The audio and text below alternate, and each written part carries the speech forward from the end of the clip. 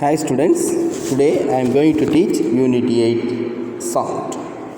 Already you know that sound is a form of energy which produces sensation of hearing in our ears. Some sound are pleasant to hear and some others are not. But all sounds are produced by vibration of substances. So you know that sound is a form of energy. Here it is produces a sensation of hearing to our ears. Here all the sounds are produced by vibration of substances. So these vibration of substances travel as a disturbance in medium and reach our ears as a sound. So the particles are vibrating. The vibrating particles are travel as a disturbances in a medium and reach our ears as a sound. Human ear can hear only a particular range of frequency of sound, that too with a certain range of energy. So our ears can hear only the particular range that lies between the frequency of 20 Hz to 20,000 Hz. A sound wave, it has a frequency from 20 Hz to 20,000 Hz, it can be here. So these sound waves are called audible sound. The audible sound means it is a sound wave. It has a frequency of 20 Hz to 20,000 Hz. We are not able to hear sound clearly if it is below certain intensity. If the intensity of the sound wave is low, means it cannot be heard clearly. So the quality of sound also differ from one another due to some reason. So it is because sound has several qualities. So in this lesson we are going to discuss about production of sound wave and propagation of sound wave along with the various characteristics of the sound wave. And also we are going to study about ultrasonic wave and their applications of ultrasonic wave in our daily life. So first we are going to discuss about production of sound wave. Already I taught to you the sound is produced due to the vibration of object. So what is meant by vibration? Vibration is the rapid to and fro motion of an object. Okay, it is a to and fro motion of the object. Vibration is the to and fro motion of the object. So the example, the sound of human voice is produced due to the vibration of vocal cord. Okay, already you know that the sound of human voice is produced due to the vibration of vocal cords. So a stretched rubber band when plucked vibrates and produces sound. Okay, so like musical instruments, veena, guitar, here when the stretched strings are plucked, there is a produces sound. So it is also explained by using one activity, that is strike the prongs of a tuning fork, strike the prongs of a tuning fork on a rubber pad and bring it near the ear. We can hear a sound if we can hear the sound. So the another one example is, if a suspended table tennis ball is touched with the vibrating prong, the ball is pushed away repeatedly. This shows that the prong is vibrating to and fro. So the vibrating object produces sound. Next, sound needs a medium to travel. The sound is a mechanical wave. Sound is a mechanical wave and need a medium for propagation. The sound travels through solid, liquid and gases. Sound does not travel in vacuum. Okay students, sound needs a medium for the propagation. Propagation means it is travel from one place to another place. To travel from one place to another place, here a sound wave needs a medium. It is also explained by using one activity. For this,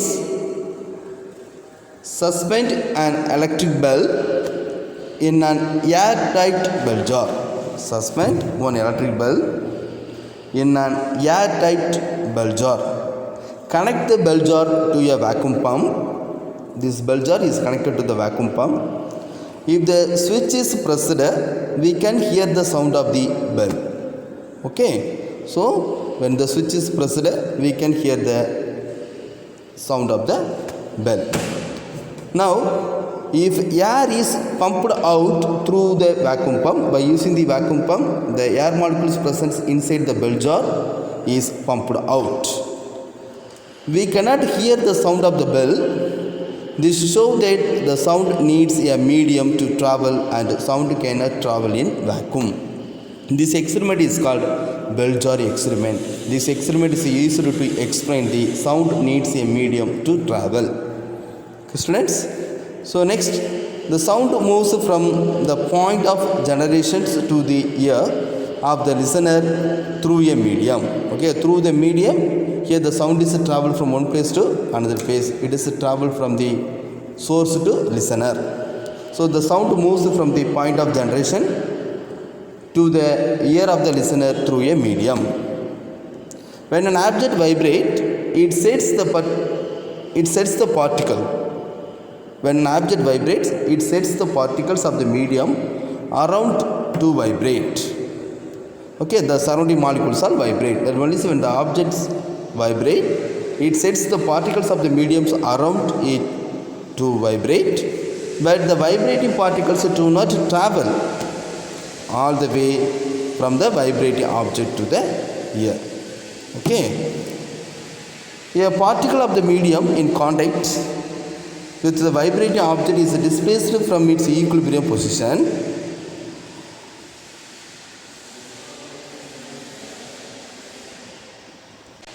It then exerts a force on a adjacent particle.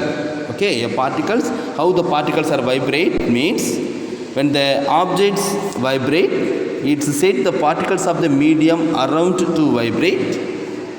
So a particle of the medium in contact with the vibrating object is displaced from its equilibrium position. It is displaced from the rest. It then exerts a force on the adjacent particle. As a result of the adjacent particle gets displaced from its position of rest. After displacing the adjacent particle, the first particle comes back to the original position. This process continues in the medium till the sound reaches our ears.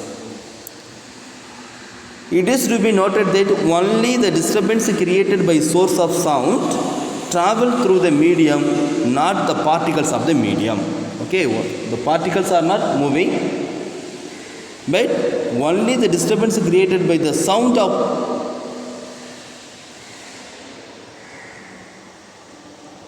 sound wave travel through the medium.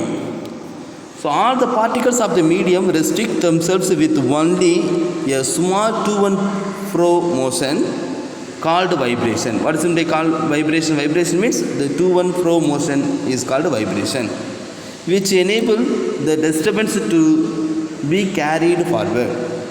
Okay, all the particles of the medium restrict themselves with only a small to and fro motions called vibration, which enables the disturbance to be carried forward. This disturbance which is carried forward in a medium is called a wave. The disturbance which carried forward in a medium is called a wave. So next, longitudinal wave nature of sound wave. Longitudinal nature of sound wave. It is also explained by using the activity. Take a coil or spring and move it forward and backward. Observe that in some part of the coil, the turns will be closer. In some part, the turns will be closer. And in some other parts, the turns will be apart. So here the R means the turns will be for the C is indicate the closer. Sound also travel in a medium in the same manner. From the above activity, you can see that in some parts of the coil the turns are closer together. These are regions of compression. These are the regions of compression. Okay, wherever there is a closer, these are called compression. In between these regions of compressions, we have regions where the coil turns are far apart called rarefaction. Okay, between the compression there is also having the rarefaction. All the coil oscillates, the compressions and the rarefactions move along the coil. The waves that propagates with the compression and rarefaction are called longitudinal wave. Okay, so what is in the longitudinal wave? The waves that propagates with the compression and the rarefaction are called longitudinal waves. In longitudinal wave, the particles of medium move to and fro along the direction of the propagation of the wave. So sound also is a longitudinal wave. Sound can travel only when there are particles which can be compressed or rarefied. Compressions are the regions where the particles crowd together. Wherever the particles are crowded together, there is called compressions. Rarefaction are the regions of low pressure where the particles are spread apart. A sound wave is an example of a longitudinal mechanical wave.